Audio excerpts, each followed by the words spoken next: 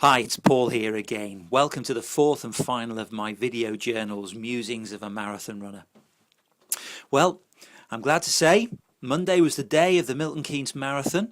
I finished it and I'm still here.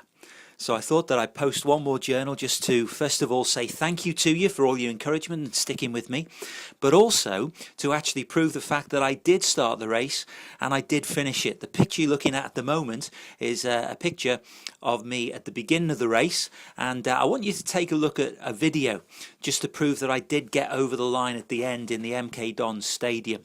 Oh, by the way, as you look at this, I'm the guy in the lurid yellow t-shirt.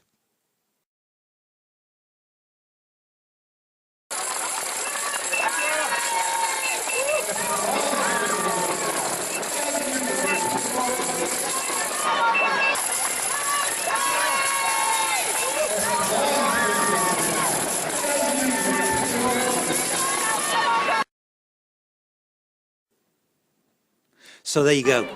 I did get over the finish line eventually, even though it took me a little bit longer than I'd really hoped.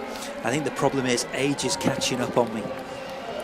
Do you know, when you go over that finish line, you become aware that there's lots of other people who are part of that story. They're not seen, but they're still part of the story.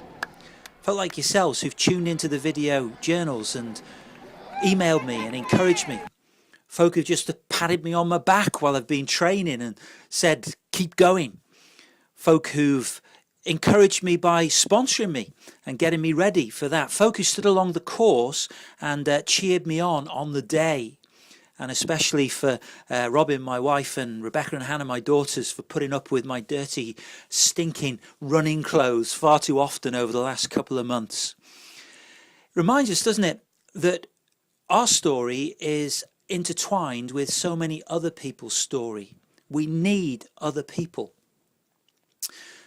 John Donne said, "No man is an island complete in himself." He was in many ways reflecting a principle that Jesus spoke loud and clear. He called not just individuals to follow him, but individuals as part of a bigger community. And it was as each one actually offered the gifts that they had that things were able to be done, that Jesus was able to do his work through them. And that's how he continues to do his work through his people today. Sometimes we think our gifts aren't very big, aren't very important, but as we offer them together with God's help, we can accomplish incredible things. And BMS Disaster Recovery is a little bit like that, because on the ground, there are great things being done. Work that started that is still being continued today and will be continued until it's finished. But those people who are on the ground, who are seen by the people they're helping, they represent so many others, folk like some of you who've given towards the work, who've prayed for the work, all part of that team in the background, unseen, but part of the story of change in those situations where disasters hit. So finally, one big, huge thank you to you all for being with me on this journey. I hope that the video journals have given you something to laugh about, and maybe you've enjoyed some of the musings that have filled my mind as I've been out training.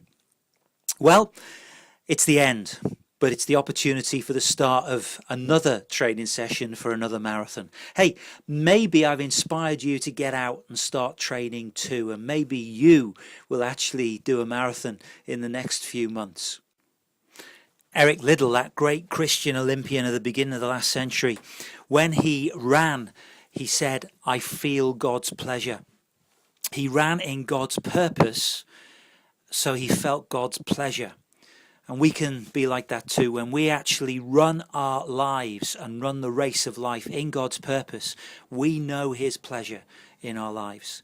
So I hope that each one of you are running in God's purpose. And I hope that as a result, you're feeling God's pleasure upon your life. Till next time, I'll see you.